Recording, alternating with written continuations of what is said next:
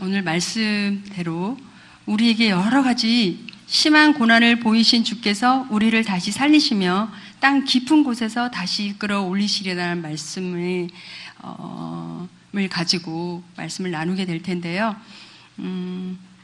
지금 어떠한 상황에 있다 할지라도 우리에게 여러 가지 심한 고난을 보이신 주께서 우리를 다시 살리시고 또 땅 깊은 곳에 있는 우리를 다시 이끌어 올리시는 그러한 은혜가 오늘 이 밤에 있게 되기를 간절히 바랍니다. 제가 탁구를 하기 시작한 거는 초등학교 3학년 때인데요. 그때는 저는 고향이 전북 익산이거든요. 그래서 3학년 때부터 이제 탁구를 하게 되면서 그때는 그냥 하얀 볼이 왔다 갔다 하는 게 재밌어서 하기 시작했어요. 그런데 중학교 때부터 국가대표가 되고 싶은 이제 꿈이 생기게 됐어요. 근데 저 이제 라켓가 왜 나왔냐면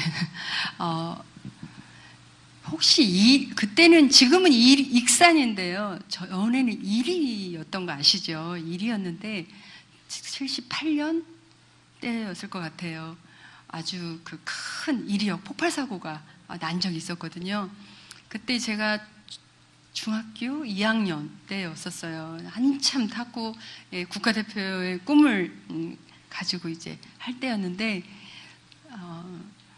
1위역 그 폭발 사고가 나면서 그 주변에 있는 집이나 뭐 여러 가지 건물들이 막 파괴되고 부서지고 하면서 큰 피해가 있었고 많은 사람들도 죽기도 하고 그랬었어요.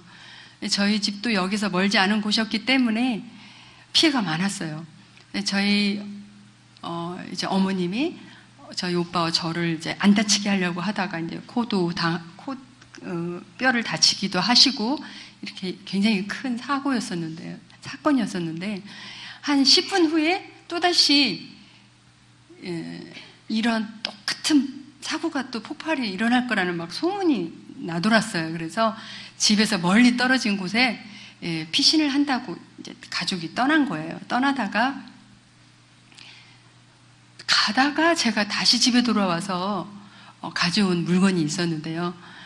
퀴즈를 내려고 그랬는데 미리 이제 보여주시는 바람에 제가 가다가 왜 라켓을 가지러 집에 들어왔냐면요. 제 생각에 어떤 뭐 전쟁이 나거나 무슨 일이 일어나도 저 라켓만 제가 가지고 있으면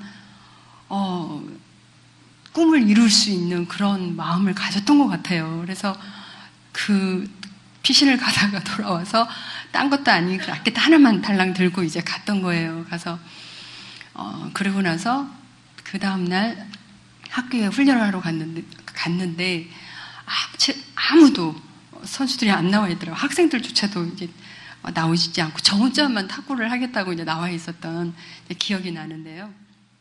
제가 어렸을 때 승부분석이 되게 강했던 것 같아요. 그래서 저희 선생님이 제가 뭐 동료에게 지거나 또 탁구가 안 되거나 그러면 막 그 라켓에다가 화풀이를 하니까 마음의 컨트롤도 안 되고 이러니까 저희 코치 선생님이 하루는 저보고 교회를 한번 가보라는 거예요. 본인은 교회도 다니지 않는 분인데. 그래서 그때는 잘 몰랐어요. 왜 교회를 나가라고 그랬나. 나중에 이제 알고 보니까 이렇게 막 성격도 급하고 마인드 컨트롤도 안 되고 이러니까 제가 교회를 한번 나가면 마음의 수양이 되지 않을까 이런 마음으로 교회를 나가보라고 했다는 거예요. 그래서 어쨌든 제가 교회를 갔는데요. 그때는 하나님이 어떤 분이시고 뭐 예수님이 나랑 무슨 상관이 있는 분이시고 잘 몰랐죠. 근데 교회를 그냥 열심히 다녔어요. 특별히 다니게 된 이유는 제가 탁구를 하다가 팔에 부상을 당한 거예요. 그래서 너무 통증이 심하면 팔을 올리지도 내리지도 펴지도 구부리지도 못할 정도로 아팠기 때문에 방과 후가 되면 집에를 먼저 가지 않고 교회에 먼저 와서 이렇게 마루가 있었는데 무릎을 꿇고 그렇게 열심히 기도를 했어요. 하나님 제 팔 낫게 해주세요 라고 이렇게 기도를 열심히 한 때였었는데 교회를 이렇게 말씀을 들으면서 그냥 이렇게 다녔어요. 근데 어느 날 굉장히 좋은 말씀이 제 마음을 딱 감동되는 말씀이 하나 있었던 거예요. 그 말씀이 잠언 16장 32절에 있는 말씀이었어요. 노악 일을 더디하는 자는 용사보다 낫고 자기의 마음을 다스리는 자는 성을 빼앗는 자보다 나으니라. 이 말씀이요, 너무 이렇게 제 마음에 와닿았어요. 그래서 이 말씀을 제가 외웠어요. 그래서 막 화가 날 때도, 동료에게 질 때도 라켓을 저는 제 라켓가 늘 흠집이 나 있었고 깨지고 제 화풀이를 라켓에다 하다 보니까 그렇게 나 있었는데, 그럴 때마다 저 말씀을 이제 외우는 거예요. 노하기를 더디하는 자는 용사보다 낫고 자기의 마음을 다스리는 자는 성을 빼앗는 자보다 나으니라. 그러면 저도 모르게 이렇게 침착해지고 이렇게 막 화가 나고 성질이 막 급하고 이런 것들이 점점점 바뀌어지면서, 제가 그때 저는 88년 올림픽 끝나고 은퇴를 했거든요. 그때부터 올림픽 끝날 때까지 라켓에 흠집을 한 번도 내본 적이 없었던 거예요. 말씀이 들어가니까요, 조금씩 이게 성격도 바뀌더라고요. 그러면서 보신 분이 있는지 모르겠는데요, 86년 아시안게임과 88년 올림픽 때에 현정화 선수랑 함께 이렇게 복식을 이렇게 하면은 많은 분들이 저에게 좋은 이미지를 가지고 있는 거예요. 이렇게 후배가 실수하면 막 이렇게 또닥거려주고 이런 이미지를 이제 가지고 있는 거예요. 그러니까 저희 남편이 한 번은 그 얘기를 듣고 나서 같이 살아보라 그래. 그런 얘기를 한 적이 있었는데요. 어쨌든 한번 우리 성도님들도 정말 막 마음이 조급하고 막 화가 나고 막 이럴 때 한번 이 말씀을 외워보세요. 정말 큰 은혜와 효과가 있을 거라고 저는 믿습니다.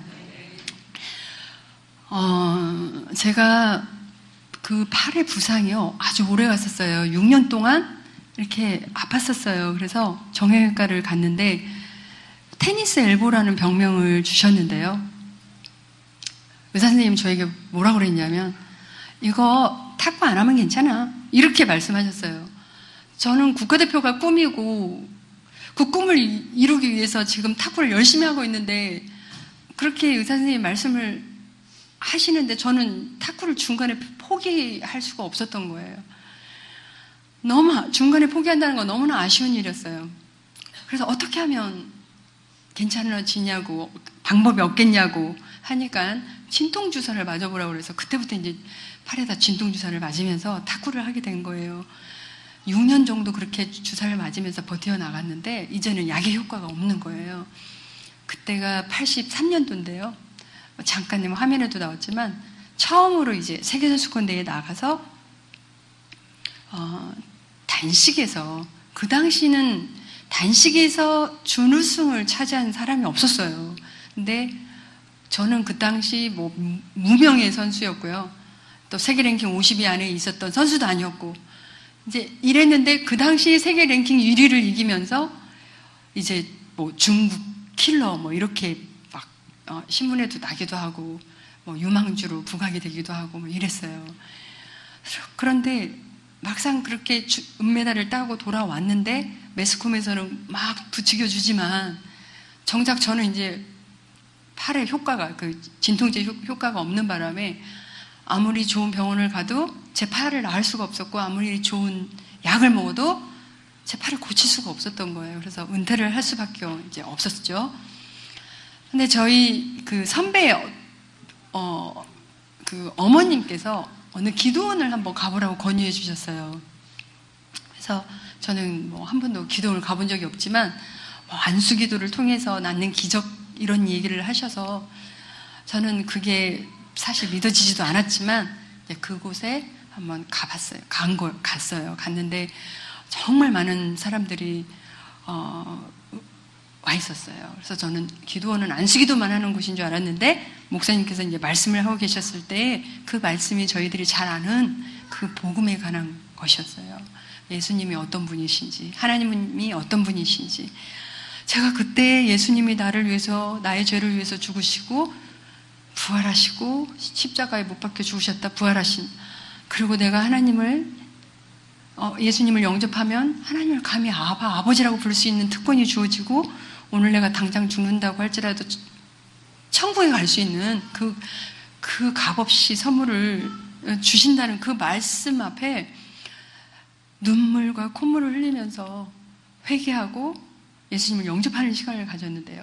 내가 뭔데 나 같은 죄인을 위해서 하나님이신 그분이 예수님이 이 땅에 오셔서 그 고통을 당하시고 십자가에 죽으시고 부활하셨다고 생각하니까 얼마나 하나님께 내 죄를 회개하게 되고 눈물이 나는지 회개하는 그런 시간을 가지면서 예수님 영접을 내 인생의 주인으로 영접을 하게 된 거예요. 그리고 이제 안수기도하는 시간이 됐어요. 그래서 이제 아픈 사람들 나오라서 안수기도를 받았는데 제가 6년 동안 진통주사만 맞으면서 버텨왔잖아요. 그런데요, 하나님께서는 제가 방과 후에 집에를 먼저 가지 않고 교회를 들려서 하나님 제 팔 낫게 해주세요.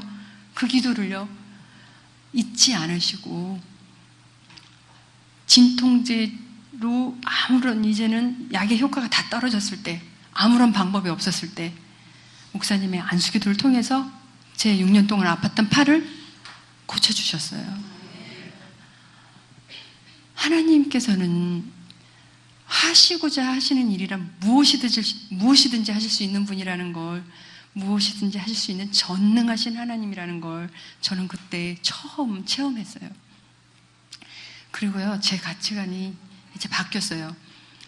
훌륭한 탁구 선수가 되어서 명예로운 사람이 되겠다는 저의 중심에서 하나님께 영광을 돌리겠다라는, 탁구를 통해서 하나님께 영광을 돌리겠다라는, 그렇게 이제 나의 중심에서 하나님 중심으로 이제 바뀌게 된 거예요. 그래서 그 어느 때보다 막 훈련에 고된 훈련들을 소화해 나가면서 이제 정말 늘 바래요. 꺼즈와 그 바늘을 가지고 다니면서요. 늘 물집을 따면서 그렇게 훈련을 하고 고된 훈련을 소화하고 했기 때문에 그렇게 훈련을 해요. 하는데 제가 1년 후에는 또 다른 고난이 찾아오게 돼요. 그건 뭐냐면 간염이라는 진단을 받게 돼요. 운동선수들은 훈련을 많이 해야 되잖아요. 또 탁구 같은 경우는 굉장히 이제 민감한 그런 운동이기 때문에 반복 훈련이 굉장히 중요하거든요. 근데 훈련을 하루를 무리하면은 이틀, 3일을 쉬어야 될 정도로 이렇게 막 몸의 증상들이 두통이 온다든지 너무너무 빨리 피곤해진다든지 다리에 힘이 빠진다든지 이런 증상들로 연습을 제대로 할 수가 없는 거예요.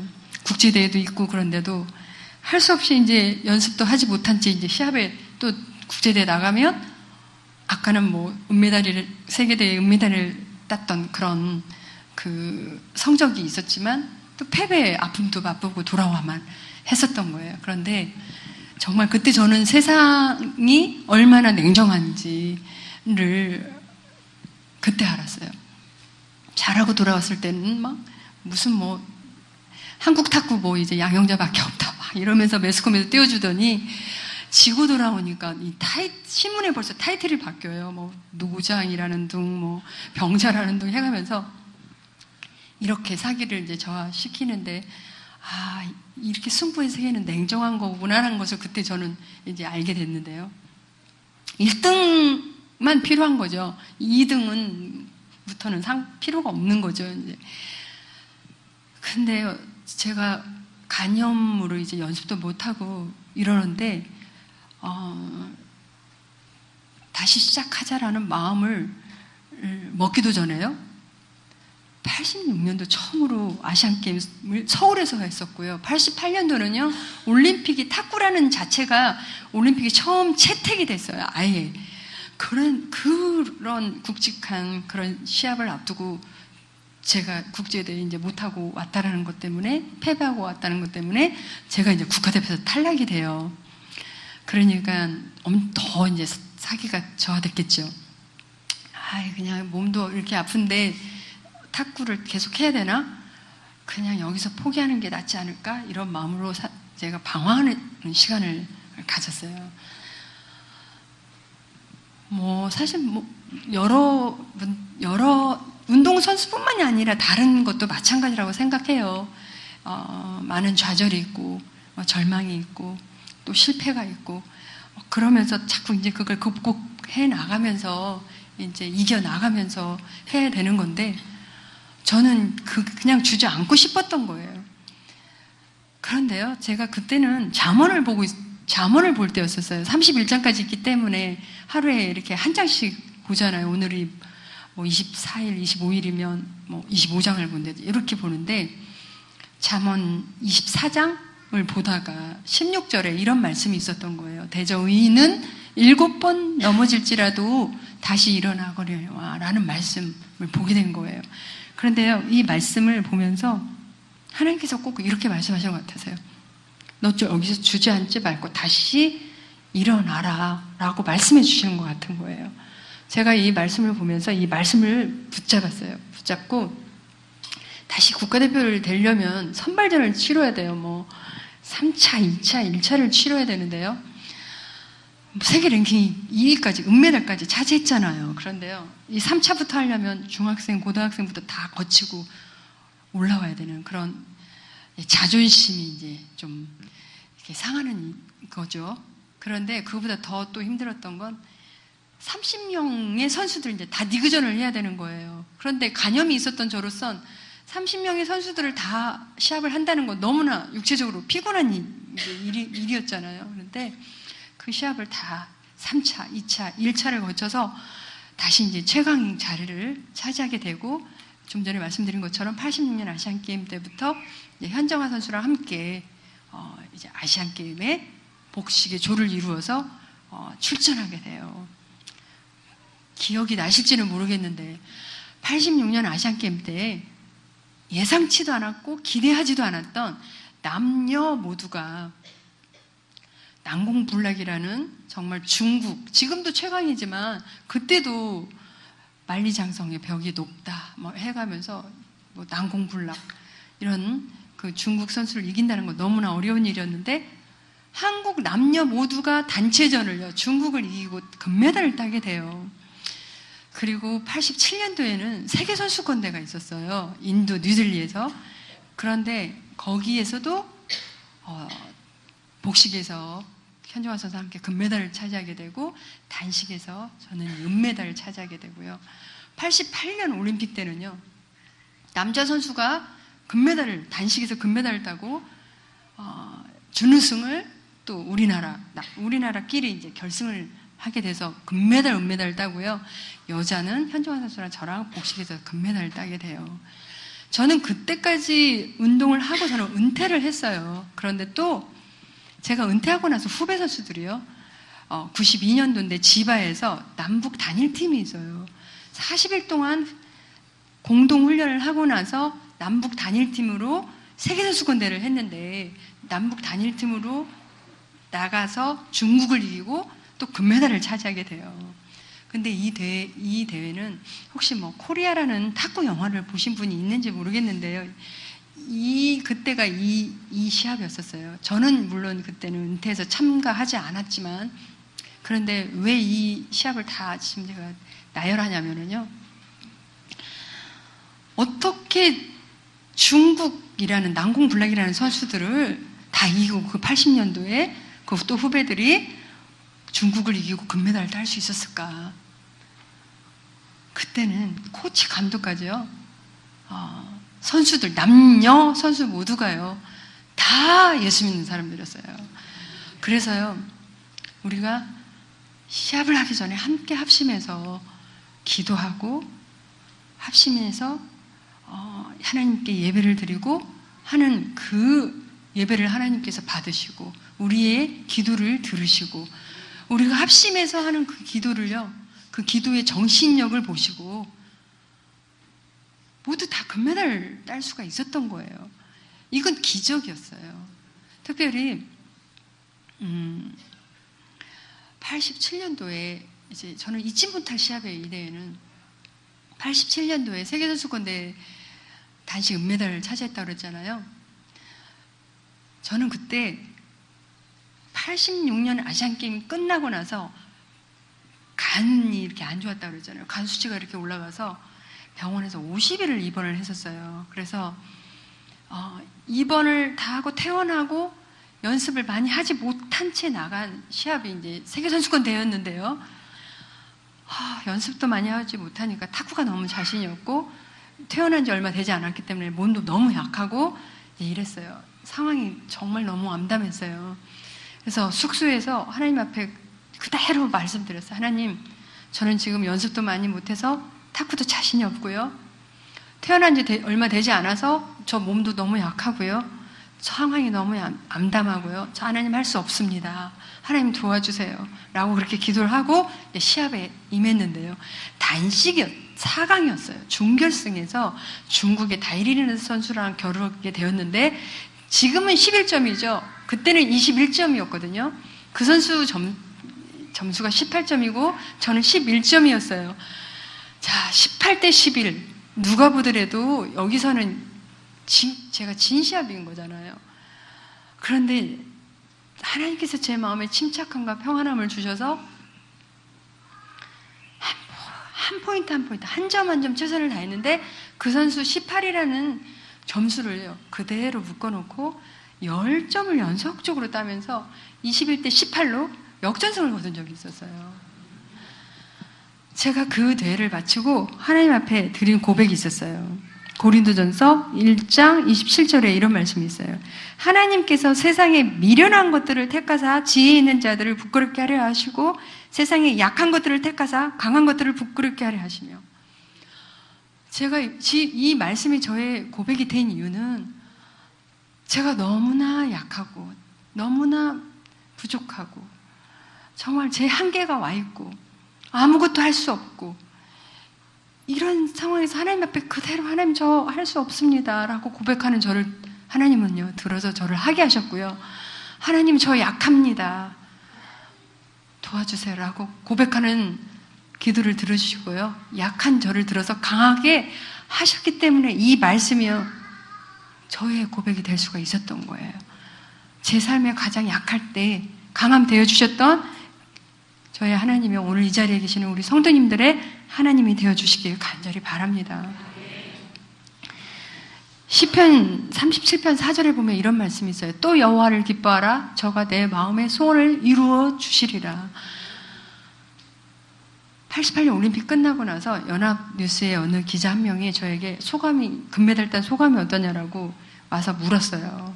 막 이렇게 쓰려고 저한테 제가 아무 말도 안 하고요. 종이 쪽지에다가 이렇게 시편 37편 4절을 써서 그 기자님한테 건네줬어요. 또 여호와를 기뻐하라. 저가 내 마음의 소원을 이루어 주시리라. 기자님 좀 너무 황당했을 것 같아요. 하나님을 기쁘시게 할 때 하나님께 기도하고 매 순간순간마다 하나님께 나아가고 하나님께 예배드리고 하나님을 기쁘시게 할 때요 하나님께서는 우리들의 소원을 이루어 주시는 것을 저는 체험했어요. 바라기는 우리의 날마다의 삶이 여호와를 기뻐하고 하나님을 기쁘시게 해서 우리의 소원을 이루게 되는 우리 모두가 되기를 간절히 바랍니다.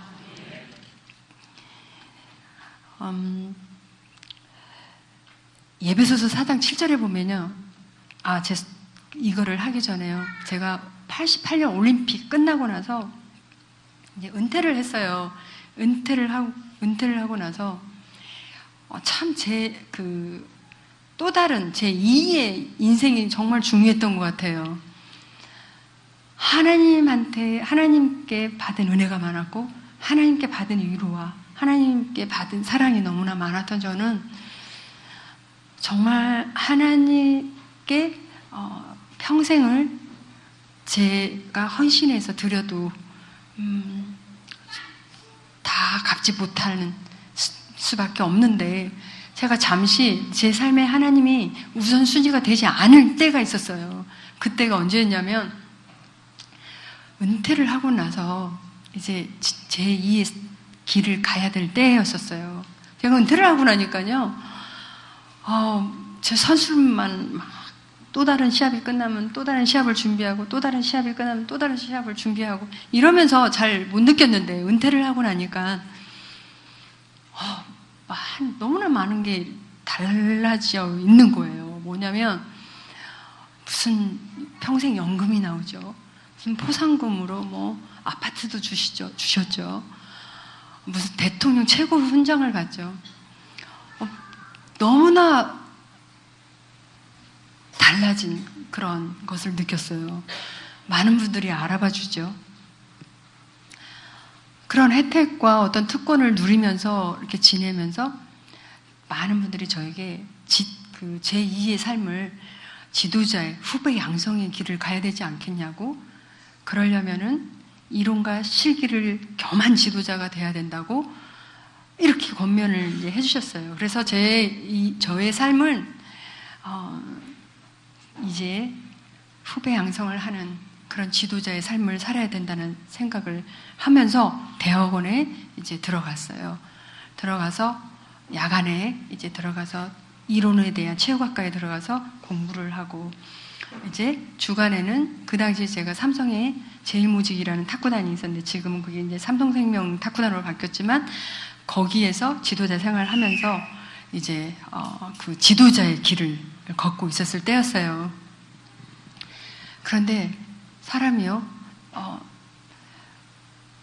어떤 부족함이 없고 아무런 이제 제 삶에 여러 가지가 주어져 있다 보니까 어떤 생각이 들었냐면요, 이제는 지도자의 생활을 하면 트레이너를부터 시작해서 코치 생활을 하면서 감독이 되고 또 승진을 하게 되고, 이제 내 평생의 인생은 탄탄대로일 것 같다.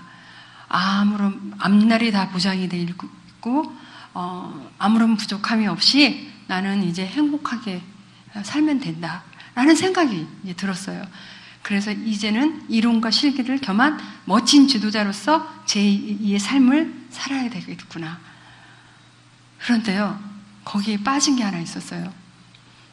하나님이 제 삶의 우선순위가 빠져 있었어요. 제가 크리스찬이라는 것 때문에 많은 분들이 많은 교회에서 간증의 요청도 오고 했지만은 저는 하나님의 일이 제 삶의 우선순위가 아니었어요. 뒷전이었어요. 그래서 열심히 이제 지도자의 길을 가고 있었어요. 그런데요, 많은 분들도 제 삶을 부러워하고 그렇게 바라보고 있었는데 정작 저는요, 시간이 가면 갈수록 아무런 부족함이 없는데도 행복하지가 않아요. 기쁨이 없는 거예요. 내 영혼이 메말라져 가고 있고 공허해져 가고 있고 공고해져 가고 있고, 근데 내가 지금 지도자의 생활을 왜 하고 있는 거지? 이 의미는 뭐지? 목적이 뭐지? 이런 회의가 들기 시작하는 거예요. 그런데 그때 저희 어머님이 63세이셨는데요. 어머님께서 간암으로 투병 생활을 하시다가 한 달 만에 먼저 천국에 가시게 돼요. 저희 어머님 다 좋은 기억들이 있으시겠지만 어머님 하면 저에게는요, 정말 저는 초등학교 3학년 때부터 탁구를 하면서 그 당시는 지원해주고 이런 학교가 없었어요. 그리고 저희 학교는 사립이었기 때문에 다 회비를 내고 학교를 다니는 때였고, 나바, 라켓, 추리닝을 사더라도 다 자비였어요. 그런데 그 모든 것들을 다 경제적으로도 지원해 주셨고요. 아침에 눈이 오나 비가 오나 새벽 기도를 다니시면서 배우의 저를 위해서 기도해 주셨던 그 어머님이 먼저 천국에 가신 거예요. 이 세상에서 어머님이 없는 삶은 상상도 해보지도 못했어요. 그 어머님이 63세에 간암으로 투병하시다가 한 달 동안 투병하시다가 먼저 천국에 가셨는데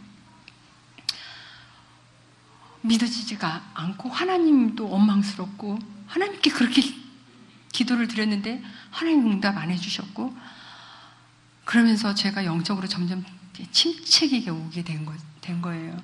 그러면서 이제 우울증이 저에게 찾아왔는데요. 근데 물론 우울증에 여러 가지가 이유가 있더라고요. 제가 그때 우울증이 얼마나 심각하게 왔냐면, 증상을 말하자면요. 사람을 만나는 게 싫은 거예요. 그래서 아침에 해가 뜨는 게 싫어서 해가 져야만 밖에 나갈 정도였고요. 또 주위에 많은 분들이 이렇게 집에만 있으면 안 된다 그러면서 강화도에 코스모스가 폈기 때문에 드라이브를 시켜주겠다는데 누가 그 차 안에서 저를 본다고 제 옷을 뒤집어 쓰고 강화도까지 가고 그랬었어요. 안 믿어주실까봐 제가 이걸 가져왔는데 벌써 보여주시네요.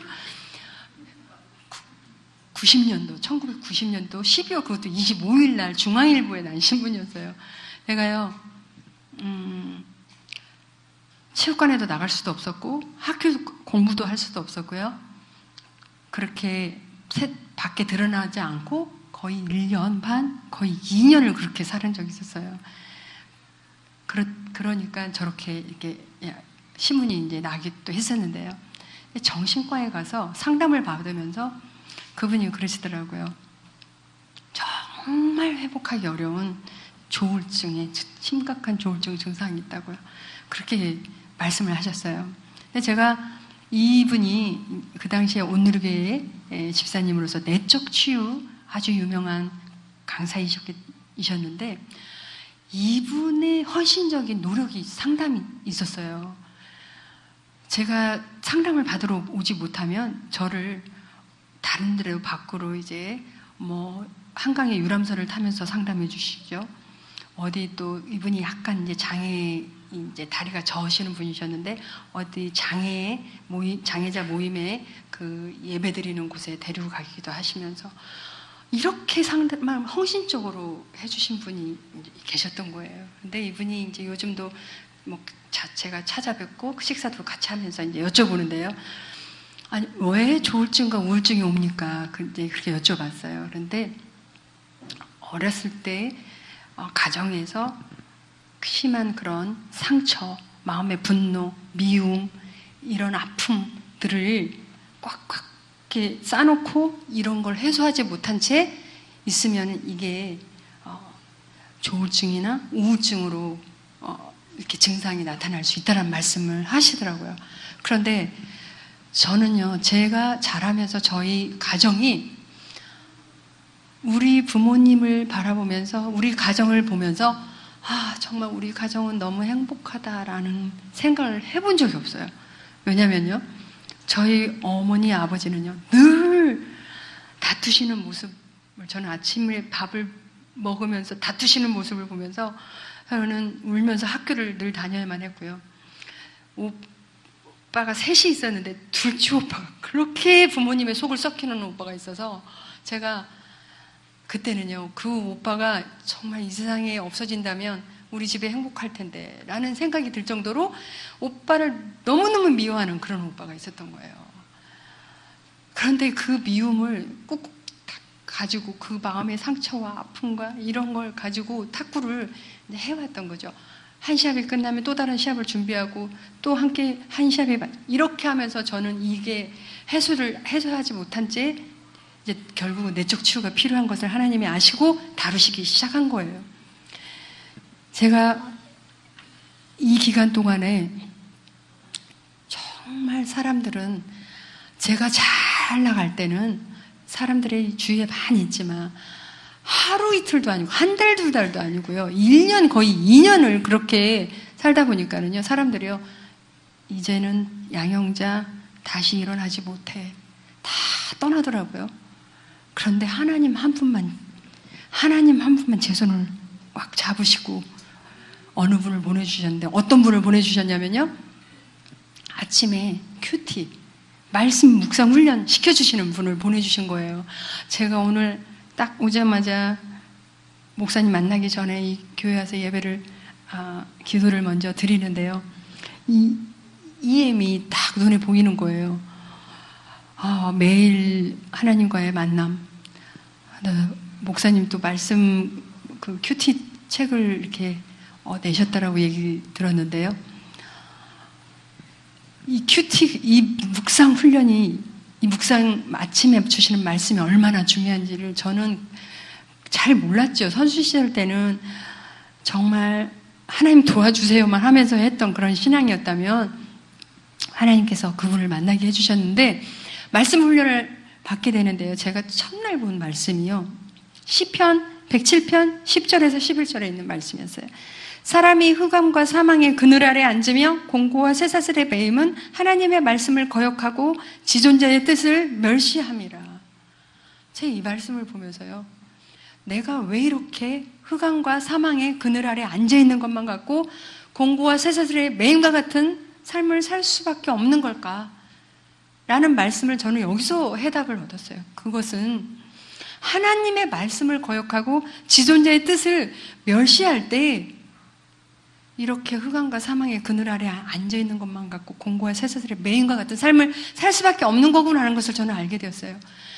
나와 하나님과의 관계가 친밀하지 못하고 나와 하나님과의 관계가 멀어져 있을 때 보기에는 아무렇지도 않은 것 같이 보이지만은요, 우리 영적으로 이미 너무 아픔을 겪고 있는 거예요.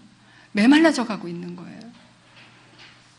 그거는요, 하나님과 나와의 친밀하지 못하고 하나님과 나와의 관계가 멀어져 있는 건 흑암과 사망의 그늘 아래 앉아 있는 것만 같고 공고와 쇠사슬의 매임과 같은 삶을 살 수밖에 없다는 것을 저는 알게 되었어요. 계속해서 말씀을요 공부해 나가는데 하루는 제가 오늘은 이 말씀은 제가 여기 적어오지 않았어요. 마태복음 25장 42절 이하에 있는 말씀을 이렇게 공부를 했는데요. 거기에는 무슨 말씀이 있냐면 예수님께서 이렇게 말씀하시는 거예요. 뭐라고 말씀하시냐면 내가 줄일 때 너희가 먹을 것을 주지 아니하였고 목말랐을 때 마시게 하지 아니하였고 나그네 되었을 때 영접하지 아니하였고 헐벗었을 때 옷을 입히지 아니하였고 병들었을 때와 옥에 갇혔을 때 돌보지 아니하였느니라. 이 말씀을 듣던 사람이 묻잖아요. 예수님 언제 우리가 예수님을 이렇게 돌보지 아니했습니까? 라고 물으니까 예수님 뭐라고 대답하시죠? 지극히 작은 자 하나에게 하지 아니한 것은 곧 내게 한 것이라고 말씀하시잖아요. 제가 이 말씀을 공부하면서 너무나 큰 충격을 받은 거예요. 제가 생각을 해보니까요. 하나님 앞에 그렇게 은혜를 받고 하나님의 위로와 사랑을 그렇게 받았는데 생각해보니까요. 정말 지극히 작은 자 하나에게 냉수 한 그릇 떠다 준 일이 없었더라고요. 예수님께 해드린 일이 하나도 없었더라고요. 저는 8년 동안 가슴에 태극마크를 달고 국가대표가 되어서 세계 여러 나라를 다니면서 좋은 대접만 받아보면서 오직 금메달을 향해서 나아갔던 저는요, 주위에 누가 가난한 사람이 어디 있고 지치고 고난하고 영혼이 지치고 그런 거 저는 그런 관심도 없는 채 그렇게 살아왔던 거예요. 심지어 제가 주전 멤버가 되어서 뛰고 있었을 때 주전 멤버가 되지 못해서 뒷전에서 박수치고 있는 후보 선수들의 마음조차도 저는 헤아리지도 못했던 그런 선배였었어요. 그런데 제가 이 말씀을 보는데 다른 사람을 배려하고 다른 사람에게 관심을 두고 이런 것을 하지 못하고 냉수 한 그릇도 떨어뜨린 적이 없었던 사람이었는데요. 이 말씀을 보는데 하나님 앞에 너무 죄송한 거예요. 받은 은혜는 너무 많은데 받은 사랑은 너무너무 많은데 엉엉 울었어요. 이 말씀을 공부하면서 엉엉 울면서 제가 운전을 하고 가면서 그런 찬양을 드렸어요. 요즘은 그 찬양을 잘 안 부르는 것 같아요. 낮엔 해처럼 밤엔 달처럼이라는 찬양 있잖아요. 후렴에 보면 이런 내용이 있죠. 나의 일생에 꿈이 있다면 이 땅에 빛과 소금 되어 가난한 영혼 지친 영혼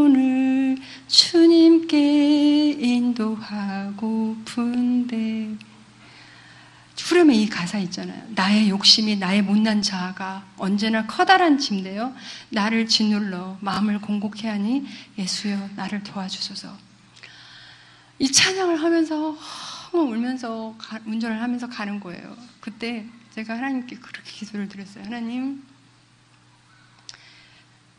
제가 겪고 있는 이 우울증을 회복시켜 주신다면 제가 정말 이런 가사 같은 삶을 살고 싶습니다. 나의 일생에 꿈이 있다면 이 땅에 빛과 소금 되어 가난한 영혼, 지친 영혼을 주님께 인도하고 싶습니다. 그렇게 기도를 드렸는데요. 하나님께서는요. 시편 107편 20절에 그가 그의 말씀을 보내어 그들을 고치시고 위험한 지경에서 건지시는도다. 하나님께서요. 제가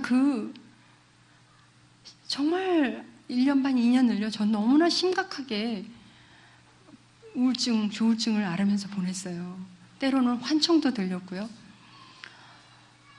정말 사탄이요. 연약함을 타고 들어오는데요. 저는 자살하는 사람들의 심정을 알았어요. 이래서 많은 사람들이 자살을 하는구나. 사탄은 너는 하나님이 더 이상 너 사랑하지 않아. 너 이제 이 세상에 너는 혼자야. 하나님 너 버리셨어. 이렇게 말하고 있어요. 하나님과의 관계를 멀어뜨리고 있는데요. 하나님께서 말씀을 보내주셔서 회복하기 어렵다고 하는 그 조울증에서 저를 고치시고 위험한 지경에서 건져주신 거예요. 말씀의 광채가요, 날마다 저를 비추기 시작하니까 저는 그 우울한 조울증에서 회복되어 가기 시작했는데요. 이처럼 하나님의 말씀은 히브리서 4장 12절처럼 하나님의 말씀은 살아있고 활력이 있어서 좌우의 날쌘 어떤 검보다도 예리하여 혼과 영과 및 관절과 골수를 찔러 쪼개기까지 하며 또 마음의 생각과 뜻을 판단하는 하나님 말씀을 이렇게 능력이 있는 거예요. 바라기는 혹시 이 가운데 저처럼 우울증에 시달리고 있는 분들도 계실 수도 있고요. 또 영적인 어떤 그런 방황기에 겪고 있는 분도 계실 수도 있고요. 또 오늘 말씀처럼 여러 가지 심한 고난 가운데 정말 긴 터널이 보이지 않는 그런 고난 속에서 있는 분들도 계실 수 있고 여러 가지 문제로 힘들어하고 또 너무나 마음에 그런 어떤 상한 감정 때문에 미움과 아픔과 상처로 있는 분들도 계실 수도 있고요. 하나님께서요 오늘 호세아 말씀으로 이렇게 권면하고 계십니다. 6장 1절에서 3절에 있는 말씀인데요.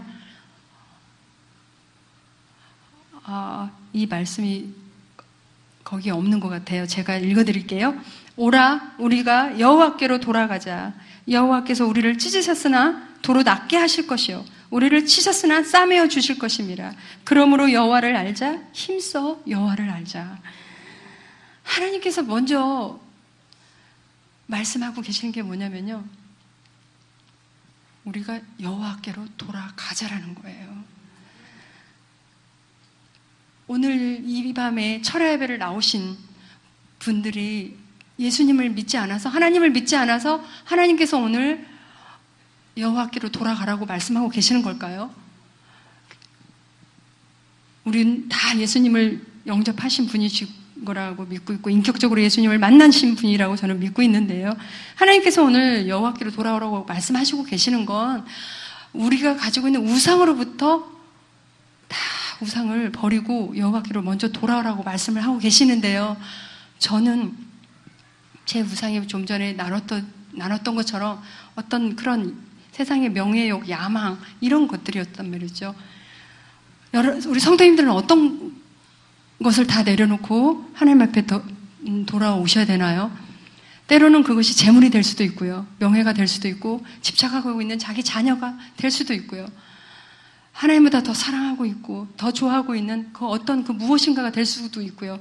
저는 선교지 14년 동안 있다가 돌아왔는데요. 제가 한국에 돌아와서 너무나 깜짝 놀란 건 정말 이제는 예수님을 믿기가 너무나 어려운 시대가 됐구나 하는 생각이 들었던 게 하나님이 없어도 너무나 즐겁게 살 수 있는 그런 시대가 된 것 같아요. 너무 문화가 발달이 돼 있고 뭐 채널이 무슨 500개가 넘는 게 하루 종일 텔레비만 보고 있어도 즐겁게 시간을 보낼 수 있을 것 같더라고요. 또 청소년들, 청년들 게임 중독에 무슨 스포츠 영웅, 연예인들, 탤런트들 너무나 하나님을 우선순위로 하기에는 너무나 재밌는 것들이 너무 많은 것 같아요. 하나님보다 더 사랑하고 있고 하나님보다 더 좋아하고 있는 것들을 한번 우리가 십자가에 다 내려놓고 다 마음에서 다 불태워버리고 우리 삶의 최우선순위를 예수 그리스도만 올려놓고 오직 그분만 바라보고 그분만을 의지하면서 하나님께 돌아오는 우리 모두가 되었으면 좋겠습니다. 그리할 때 하나님께서는요, 우리의 찢겨진 마음을 도로 낫게 하실 것이라고 하셨고요, 우리를 치셨지만 하나님 다시 싸매어 주실 거라고 말씀하고 계세요. 우리가 하나님 앞에 돌아올 때요, 우리의 상한 그 마음, 감정, 아픔, 상처, 미움, 말씀으로요, 하나님께서는 치유해 주시고 싸매어 주시고 도로 낫게 하실 것이라고 하셨는데요, 우리가 해야 될 일은 여호와를 알자 힘써 여호와를 아는 일이에요. 말씀으로 풍성해 있을 때 다른 사람을 더 풍성케 해줄 수 있다는 거죠. 바라기는 우리 모두가 정말 오직 하나님께 돌아옴으로 인해서, 말씀으로 풍성해짐으로 인해서 지금 여러 가지 심한 고난 가운데 있다 할지라도 우리를 다시 살리시고 땅 깊은 곳에 있다 할지라도 다시 이끌어 올리시는 우리 모두가 되기를 간절히 바랍니다. 예배소서 4장 7절에 보면은요, 이런 말씀이 있어요. 하나님께서는 우리 각 사람에게 그리스도께서 나누어 주시는 선물의 분량을 따라 은혜를 주셨습니다.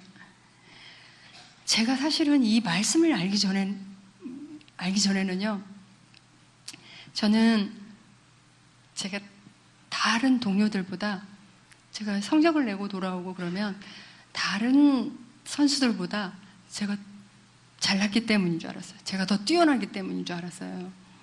근데 제가 이 말씀을 알고 나서부터는요, 하나님께서 나에게는 특별한 재능, 탁구라는 달란트를 주셨구나. 각 사람에게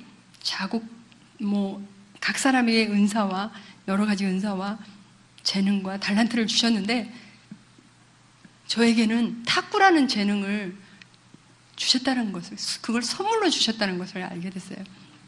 사실 제가 이 말씀을 알기 전까지만 하더라도요, 제가 가지고 있지 못한 은사, 제가 가지고 있지 못한 재능과 달란트 너무 많잖아요. 이렇게 어떤 분들 너무나 글도 잘 쓰고, 또 아나운서들 말도 잘하시는 분들도 많고, 당장에 우리 약간 여기서 율동하시는 분들 보니까 너무나 또 정말 이쁘게, 저를 저렇게 이쁘게 할 수가 있지? 라고 생각이 들 정도로 정말 다 각자가 하나님께서 주신 선물들이 있는 것 같아요. 근데요, 제가 가지고 있지 못한 그런 은사와 재능이 있는 사람들 보면 사실 저는요, 부럽기도 했고요, 질투도 났고요, 이랬거든요. 그래서 제가 이 말씀을 알고 나서부터는 그게 어떻게 바뀌었냐면 하나님의 위대한 작품으로 보이는 거예요. 하나님께서 주신 선물이기 때문에 그것을 또 갈고 닦고 또 훈련하고 노력해서 그렇게 멋있게 하고 계시기 때문에 하나님의 위대한 작품에 기꺼이 박수가 나오는 거죠. 그렇게 하나님께서는 각자 재능을 주셨는데요, 제가 남편을 이제 은퇴를 하고 나서 이제 만나게 됐는데, 저희 남편은 그 당시에 그 연합뉴스 국제부에서 6년 동안에 이제 기자 생활을 했어요. 근데 취재 기자가 아니라 어떤 기자를 했냐면 한국어 뉴스를 영문으로 번역해서 해외로 보내는 일을 한 거예요. 근데 그때는 몰랐어요, 왜 번역 일을 하는지를. 근데 하나님께서요, 그 일을 나중에 결혼해서 선교지에 나가서 제가 탁구를 통해서 선교를 했고, 남편은요, 성경 번역 일을 하게 된 거예요. 하나님께서 6년 동안에 그렇게 훈련시키신 이유가 성경 번역자로 만들기 위해서, 그렇게 해서 저희가 97년도에 이제 그 몽골에 선교지로 이제 갔어요. 그때 당시 저희 아이는 4살, 5살에서 연년생 딸이 둘이 있는데요. 울란바토르가 세계에서 제일 추운 수도래요. 아, 정말 뭐 이렇게 김이 막 나오면 이렇게 눈썹까지 막 허옇게 다 서리가 끼고 이러더라고요. 울란바토르에서 2년 동안 훈련을 이제 언어 훈련만 받게 되죠. 그리고 간 데가 저기 지금 나오는 동고비주 기차로 10시간 타고 동고비주라는 그 고비 사막에 있는 시골로 가게 됐어요. 저기 간 이유가 저희가 울란바토르에서 현지 예배를 드렸는데 현지 목사님이 몽골 목사님이 저곳을 금요일마다 갔다가 이렇게 토요일 밤에 돌아오는 거예요. 10시간 기차를 타고 현지인 3명이 있는데 그 현지인들에게 성경 공부를 시키고 돌아오다가 그 기차가 있는데요. 두 종류가 있어요.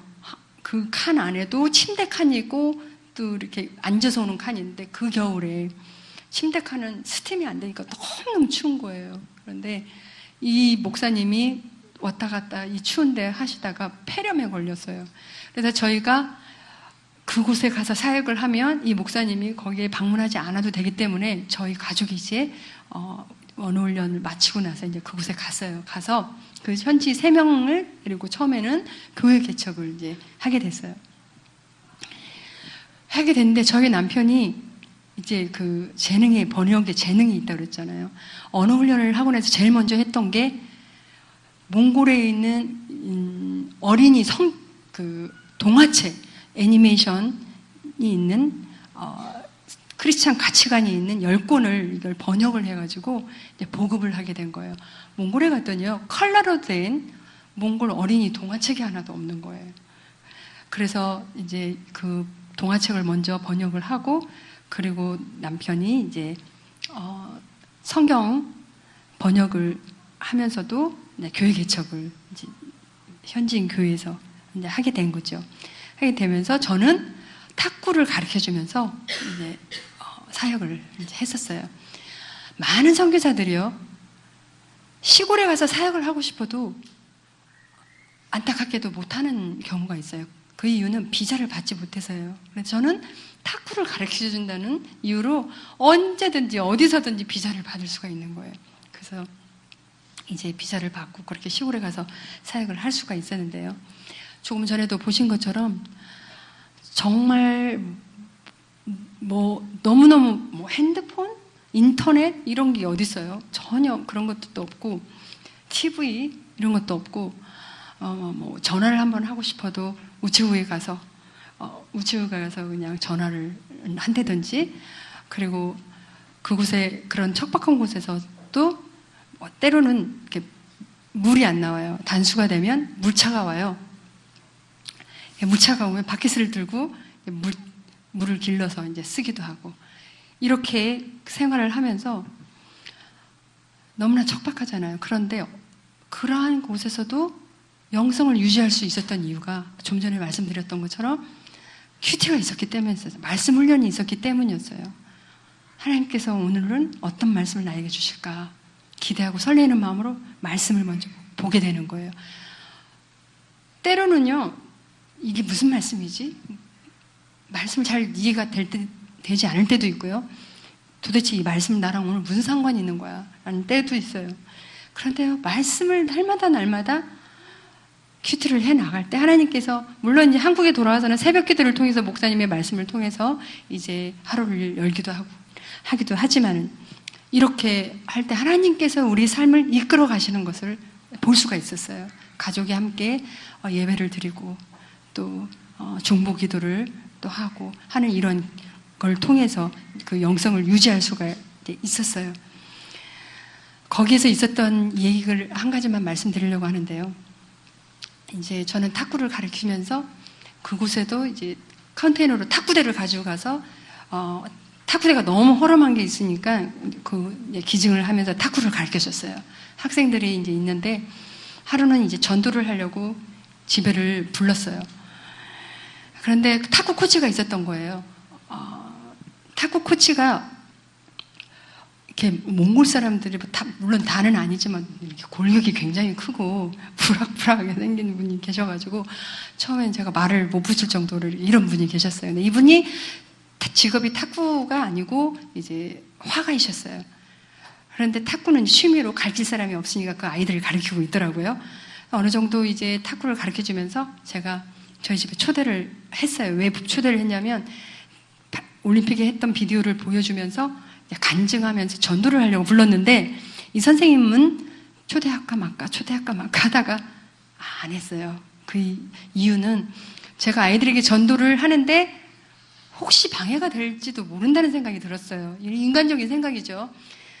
그랬는데요, 제가 초대를 안 했는데 이분이 갑자기 저희 집에 온 거예요. 할 수 없이 이제 제가 간증하는 걸 다 들었어요. 듣고 이제 전도를 하고 아이들은 다 돌아갔어요. 이 선생님 갈 때가 됐는데 안 가시는 거예요. 몽골에 재밌는 얘기가 하나 있는데요. 이렇대요. 이렇게 손님이 집에 왔을 때 빨리 이제 갔으면 좋겠는데 안 가잖아요.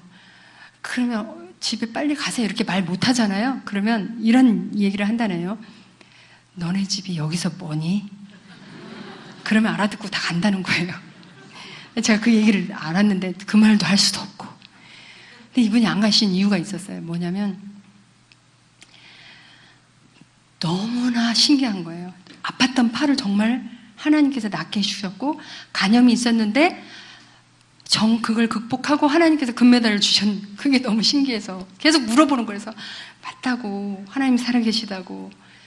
이분이요, 저희가 수협에도 있었고 금요일가 있었는데 수협부터 나오기 시작했어요. 그러더니 제가 이제 열심히 교회를 나오더니요, 제가 탁구장에 그 학교에 가서 강당에 가서 탁구를 가르쳐 주는데 이 선생님이요, 하루는 애들아 연습을 하기 전에 애들아 다 모여봐. 그래서 뭐 하려고 그러지 하고 봤어요. 그런데 이 선생님이 아이들한테 뭐라고 그러냐면 애들아 연습을 하기 전에 기도하고 시작하는 거야. 그러고 기도를 딱 시키는 거예요.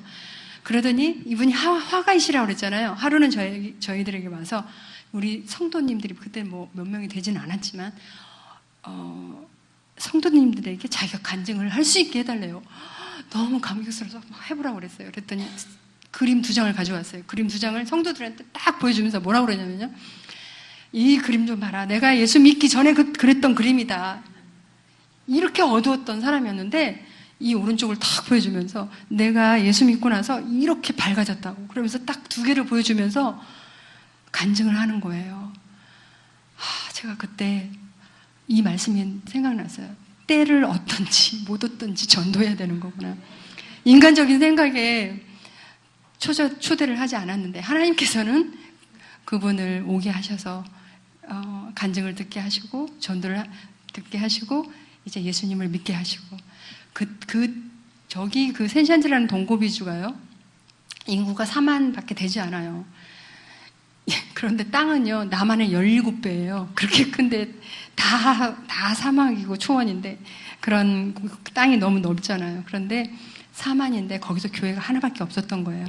저희는 이제 내몽골이라는 중국 안에 내몽골로 이제 이사를 가서 또 그쪽에서 사역을 했었는데 지금 이제 다른 선교사가 들어가고 그렇게 해서 거의 5개의 교회가 또 생겼다, 부흥이 됐다라는 얘기를 듣게 되었고 그 선생님이 장로가 되고 리더가 되었다는 얘기를 듣게 되었을 때 하나님 앞에 너무나 감사했어요. 마지막으로 한 가지만 더요. 제가 곳에 갔었을 때 아이들이 4살, 5살이었잖아요. 하나님께서 우리 아이들을 지금 대학을 졸업했어요. 근데 어떻게 교육을 시켜주셨는지 많은 선교사들이 많은 선교사들이 사역을 하다가 중간에 돌아올 수밖에 없는 이유가 있다면 그 자녀 교육 문제인데 우리 아이들은 하나님께서 어떻게 교육을 시켜주셨는지 이 말씀을 꼭 드리고 싶은 거예요. 처음에 4살, 5살이니까 뭐 그냥 몽골 유치원에 보내면 괜찮았어요. 초등학교가 됐는데 아이들이 교육을 받아야 되겠는데 그 시골에서 무슨 뭐 국제학교가 있어요, 한인학교가 있어요. 그냥 몽골 그 학교에 보내만 했잖아요. 하나님 앞에 기도했어요. 자원봉사자가 좀 와서 홈스쿨 할 수 있는 자원봉사자가 왔으면 좋겠다. 우리가 사역을 하고 있는 동안. 그런데 울란바토르라는 곳 수도 거기까지는 많이 와요. 그 단기팀도 많이 오고. 그런데 10시간을 기차를 타고 그곳에 방문한 사람이 없다는 거죠. 어느 자매가 유치원 교사였던 자매였는데 이 자매가 저희들 아이들 돌봐주겠다고 왔어요. 와서 아이들에게 뭐 부족한 뭐 교과서를 가지고 공부도 시켜주고 여러 가지 이제 만들기도 해주고 재미있게 시간들을 보내주고 어느 정도 하다 갔어요. 그런데 또 이어서 어떤 분이 오셨는데 수학에서 한국에서 학원 강사이셨대요. 이분이 이제 오셔서 초등학교 때 배워야 될 수학뿐만이 아니라 여러 가지 과목들을 가르쳐주고 큰애가 4학년이 되고 작은애가 3학년이 될 때에 이 선생님도 다시 가셨어요. 그런데 그 다음 선생님은 어디에서 오셨냐면요. 저는 웩이라는 국제 선교 단체에 소속해 있어요. 그게 본부가 영국에 있는데요. 저희가 기도 편지를 뭐 한국에도 보내지만 그 영국에도 이제 기도 편지를 보내는 거예요. 홈스쿨을 할 수 있는 그런 교사가 필요하다는 기도 제목을 보내서 이제 보냈는데 이번에는 영국에서 어느 영국인이 저희 기도 제목을 본 영국인인데 초등학교에서 9년 동안 교사만 했던 분인데 거기에서 가르쳤던 교과서를 들고 그 학교에 사표를 내고 저희 아이들을 가르쳐 주겠다고 몽골에 와주신 거예요. 지금 반응들이 별로 지금 생각해보세요. 아무리 한국에 부자가 있다 할지라도 영국인을 가정교사로 둘 만한 분이 과연 얼마나 있을까요? 정말 이건 하나님의 은혜다. 이분이 한 달, 두 달도 아니고요. 1년, 2년도 아니고요. 큰애가 그 초등학교 졸업할 때까지 3년을 헌신해 주시고 이제 큰애가 중학교 1학년 가야 되는데 그 선생님은 초등학교 교사였기 때문에 중학교를 가르칠 수가 없는 거예요. 그래서 이제 영국에 이제 돌아가신 거예요. 2012년도인가요? 영국에서 런던 올림픽이 있었잖아요. 그때 저는 SBS 해설자로 이제 런던에 갔어요. 가서 그 선생님을 정말 오랜만에 이제 만나게 됐어요. 선생님 요즘은 어떻게 지내세요? 라고 물어보니까 이전에 사표냈던 그 학교에 복직하셔서 교사로 생활을 다시 하고 계시더라고요. 너무나 감사했고 너무나 반가웠고 저는 평생 그 선생님을 잊지 못할 은인이죠. 그런데요, 이제 아이들이 중학교를 가야 되겠어요. 하나는 중학교, 하나는 6학년을 가야 되는데 저희가 그때는 이제 내몽골에서 사역을 하고 있었어요. 거기도 무슨 국제학교가 있는 것도 아니고 한인학교가 있는 것도 아니고 그 아이들이 그래도 3년 동안 영어로 교육을 받았기 때문에 이제 어리지만 선교사 자녀 학교가 있는 기숙사가 있는 딸려 있는 곳으로 보내야 된다는 생각을 하면서 또 기도하면서 이제 알아보게 되었어요. 그런데 한국 여기 대전에 국제학교가 있더라고요. 선교사 자녀로 세워진 학교였대요. 원래는 그 학교에 선교사 자녀로서 혜택을 준다는 얘기를 듣고 그곳에 이제 인터뷰를 하러 갔어요. 교장을 만났는데 한두 마디 하더니 아이들에게 필요한 서류를 아이들에게 그 시험을 보래요. 빨리 이 영어 레벨이 어느 정도 되는지 보기 위해서 몇 학년으로 배치를 해야 되는지 보기 위해서 시험을 보래요. 그러더니 저에게 필요한 서류를 띄워오래요. 그래서 뭔가 입학이 다 된 느낌이 이렇게 들었어요. 그래서 제가 궁금했던 게 한국의 국제학교의 학비가 너무너무 비싸잖아요. 근데 과연 이 학교에 선교사 자녀라고 해서 얼마만큼 혜택을 줄 건가? 그게 저는 너무 궁금했던 거예요. 사무실에 가가지고 물어봤어요. 이 학교의 학비가 얼마인지. 그런데 지금은 더 비싸졌지만 그때도 엄청 비쌌어요. 한 사람당 1년의 학비가 25,000불이고 2명이니까 5만 불인데 한국 돈으로 계산해 보니까 환율 뭐 따져 보니까 5,500만 원 정도 1년에 학비가 들겠더라고요. 야, 이렇게 비싼 학교에 과연 선교사 자녀라고 해서 얼마만큼 혜택을 줄 건가? 그게 저는 너무 궁금했어요. 교장 선생님이 그런데 학비 얘기를 안 해서 할 수 없이 제가 먼저 여쭤봤어요. 저희들이 내야 될 학비가 얼마입니까? 이분이 뭐라고 말씀하시냐면요. 네가 있는 만큼만 내. 그게 10불도 좋고 100불도 좋아. 이렇게 말씀하시는데 10불 얼마인지 아시죠? 10,000원도 좋고 10만 원도 좋다는 거예요. 제가 그분이 그렇게 말씀하시는데 아무 말도 할 수가 없었어요. 마치 하나님께서 이분의 입술을 통해서 마치 이렇게 말씀하신 것 같았어요. 아이들 자녀 교육 걱정하지 말고 열심히 일하라고 그렇게 격려해 주시는 것 같았어요. 그래서 큰애가요, 초등학교 작은 애가 초등학교 6학년부터 고3까지 7년을 거기서 교육을 받았고요. 큰 애는 중학교 1학년부터 고3까지 6년을요. 정말 작은 학비만 내고 교육을 받았어요. 저는요, 마태복음 6장 33절에 있는 말씀을 기억합니다. 너희는 먼저 그의 나라와 그 의를 구하라. 그리하면 이 모든 것을 너희에게 더하시리라. 하나님께서는요, 빚지는 분이 아니시라는 걸 제가 알고 되었어요. 제가 염려하고 걱정하는 일을 하나님께서, 제가 하나님 일을 하고 있으니까 그 일을 대신 해주시는 것을 저는 깨달았어요. 바라기는 우리가 먼저 그의 나라와 그 의를 구할 때, 하나님 나라를 구하고 있을 때 하나님께서 이 우리에게 필요한 모든 것을 채워주시는 것을 체험하시게 되는 저와 여러분들이 되기를 간절히 바랍니다. 다니엘서 12장 3절에 보면 이런 말씀이 있습니다. 많은 사람을 옳은 길로 인도한 사람은 별처럼 영원히 빛날 것이다. 저는 이 말씀이요, 이전에도 그렇고 지금도 그렇고요, 앞으로도 그렇고 정말 평생 사모하게 되는 말씀인데요, 정말 도전이 되는 말씀이에요. 어떻게 하면 많은 사람을 옳은 대로 예수님 앞으로 인도할 수 있을까 생각을 해보게 돼요. 제가 깨어있지 않으면요, 제가 깨어서 기도하고 전도하고 하지 않으면 다른 영혼을 살릴 수가 없겠더라고요. 그리고요, 내가 말씀으로 풍성해 있지 않으면 다른 영혼을 부욕해 할 수 없겠더라고요. 저는요, 제가 이렇게 간증을 하지만 뭐 국제대회가 있어서 아이들을 데리고 나간다든지 할 때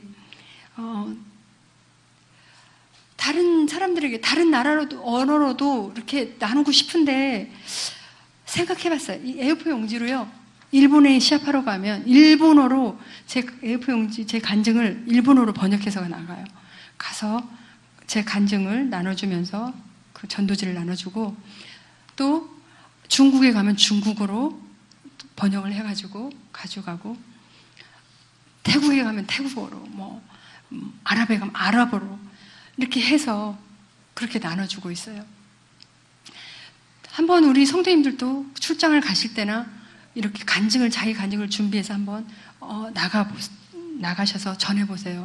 통역을 통해서도 좋고 아주 하나님께서 놀랍게 역사해 주실 것입니다.